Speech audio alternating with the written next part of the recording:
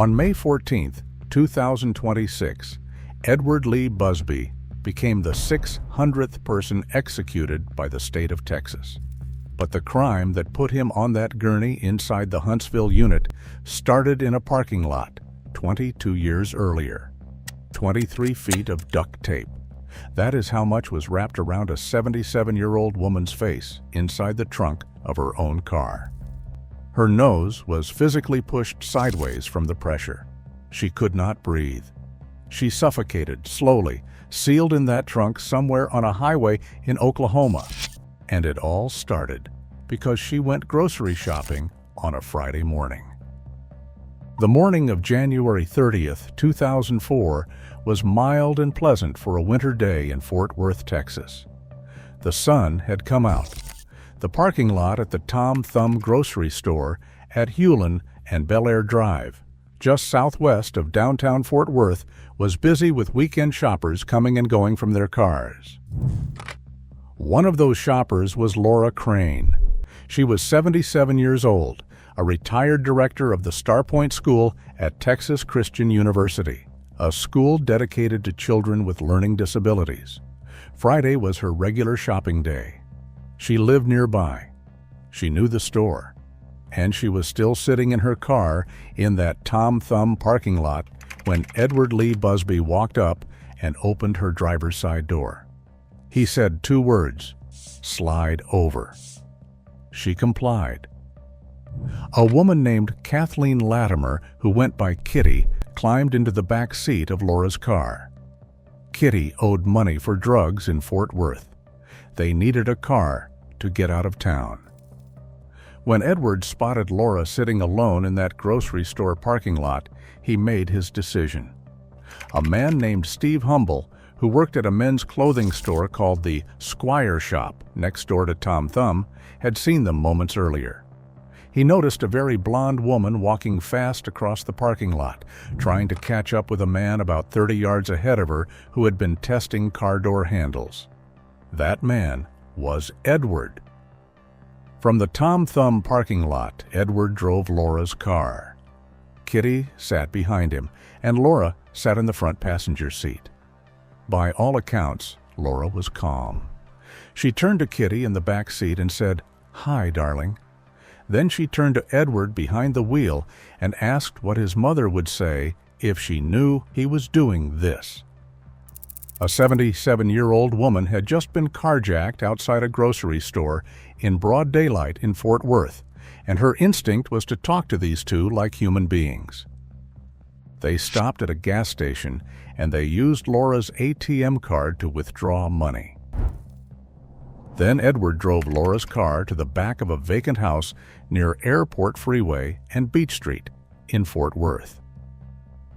He got Laura out of the front seat. He walked her around to the back of the car. He opened the trunk and he told her to get in. They drove north on Interstate 35 through Texas toward Oklahoma. They stopped at stores along the highway. At one of them, Kitty went inside and bought a roll of duct tape from the shelf. Edward kept honking the horn in the parking lot for her to hurry up. They checked into a motel room along the highway. They drove around looking for crack cocaine. At some point during those 36 to 48 hours, with Laura still locked inside the trunk of her own car, Edward wrapped that duct tape around her face, layer after layer, over her nose, over her mouth, over everything. The medical examiner in Oklahoma later testified that approximately 23 feet of duct tape had been applied to Laura's face with enough force to physically deviate her nose from its natural position. She could not breathe through any part of her face, and she slowly suffocated inside that trunk on a cold winter drive through Oklahoma. After Edward and Kitty discovered Laura had died in the trunk, they placed her body, wrapped in a motel bedsheet, down an embankment off an Interstate 35 service road near Davis, Oklahoma, just north of the Texas border, and they kept driving north in Laura's car. 2 days after the abduction, on February 1st, 2004, an Oklahoma City police officer pulled Edward over for multiple traffic violations. Edward was still behind the wheel of Laura Crane's car. He was arrested on the spot in Oklahoma City. Over the next several days, inside police interrogation rooms, Edward gave statement after statement to the FBI, to Oklahoma police, and to Fort Worth homicide detectives. His first story was that he and Kitty had gotten the car from a man named J.D. back in Fort Worth, and that Laura's body had already been in the trunk. He claimed they had simply disposed of her along the interstate, but that story fell apart under questioning. On February 3, 2004, Edward led investigators to Laura's body himself. Standing at that embankment off the service road near Davis, Oklahoma, he gave a tape-recorded statement and abandoned the J.D. story entirely. He admitted that he and Kitty had abducted Laura from that Tom Thumb parking lot, robbed her, and killed her.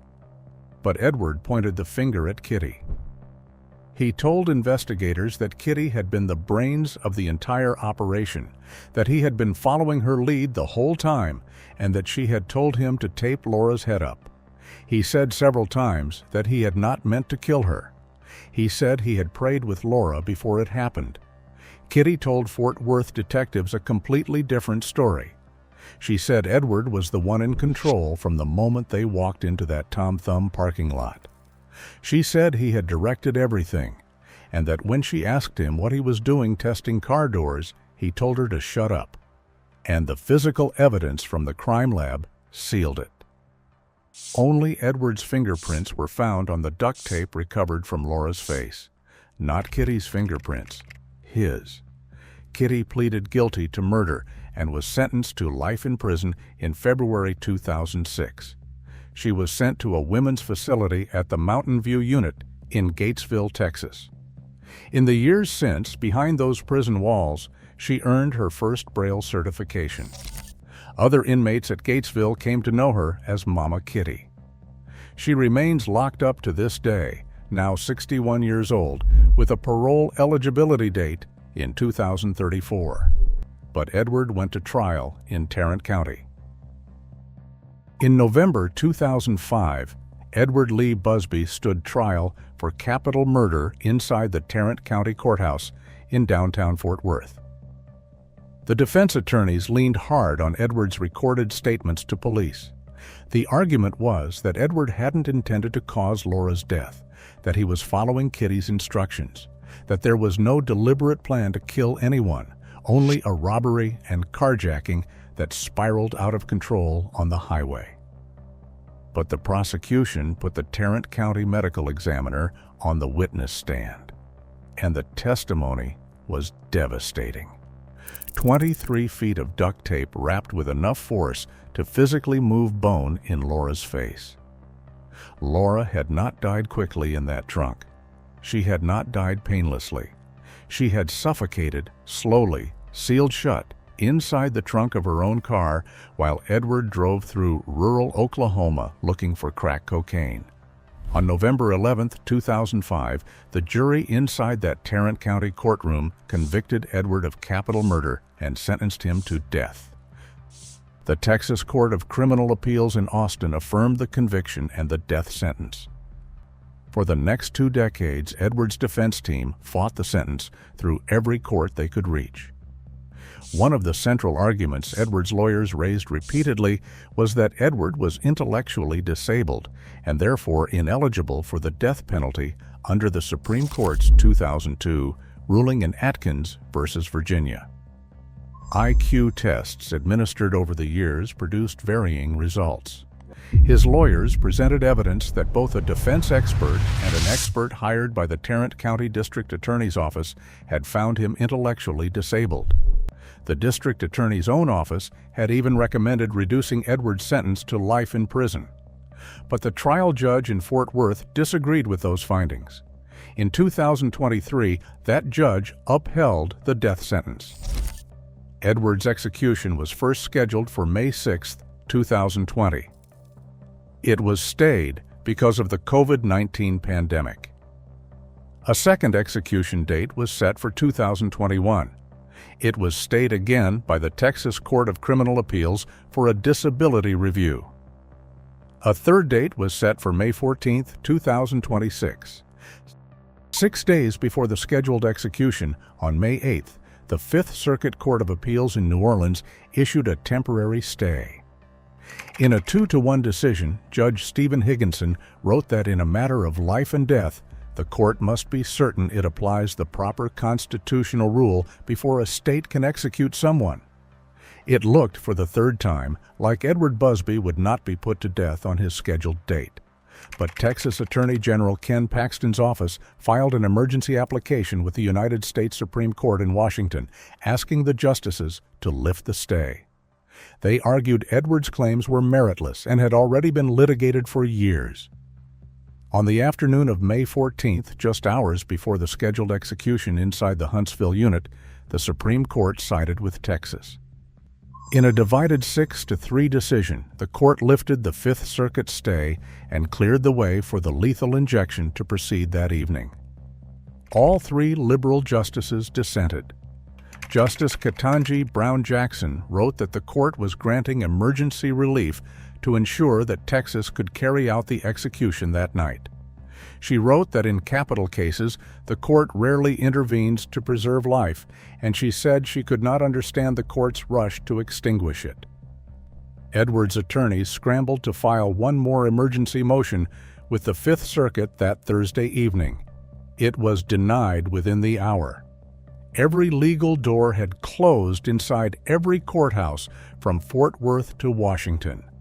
And Kitty, from her prison cell at Gatesville, had an opinion about the intellectual disability argument. She told an interviewer that Edward was not mentally impaired. She called him plain mean. If you are finding this one hard to look away from, hit subscribe. I cover cases like this every week. Meanwhile, the woman Edward and Kitty took from that Tom Thumb parking lot had spent her entire career shaping the lives of children who needed help the most. Laura Lee Crane had graduated from Paschal High School in Fort Worth, earned a bachelor's degree from Sweetbriar College in Virginia, and a master's from Texas Christian University. Her career was devoted to children with learning disabilities at the Starpoint School on the TCU campus. She authored a nationally recognized reading program for students with learning differences and led the school for over 20 years as its director. The university's provost at the time, William Kosaler, said Laura's impact on the TCU community had been profound, that she was beloved, that her students loved her. She had driven to a grocery store on an ordinary Friday morning in Fort Worth. And when a stranger opened her car door and told her to slide over, she asked him what his mother would say. She was 77 years old. Texas abolished the special last meal program in 2011. Edward was not allowed to choose a final meal. On the day of his execution at the Huntsville Unit, he ate whatever was served to the general population that evening. On the evening of May 14, 2026, Edward Lee Busby was led from his holding cell to the execution chamber inside the Huntsville Unit of the Texas Department of Criminal Justice. He was strapped to the gurney. When the warden asked if he had a final statement, Edward spoke directly to Laura's family members who were watching through the witness room window. He told them, "Sir, ma'am, I am so sorry. I ask that you please don't hate me, and that you can find it in your heart to forgive me for the part that I played in what happened to her. Miss Crane was a lovely woman. I never meant anything bad to happen to her." He said he wished he could take it all back. He said he had no right to get in that car. He turned toward his sister, who was praying on the other side of the glass, and told her to find a church and pick up her cross. "I'm here because this is the will of God," he said. Prison officials began administering the lethal dose of the sedative pentobarbital. Edward took a sharp breath on the gurney, closed his eyes, and gasped. Then he made snoring sounds that grew progressively quieter inside the chamber. Within 40 seconds, all movement stopped. Edward Lee Busby was pronounced dead at 8:11 p.m. on May 14, 2026, inside the Huntsville Unit in Texas. He was 53 years old and was the 600th person executed in the state of Texas since 1982. What do you think? Has justice been served? Let us know your thoughts in the comments.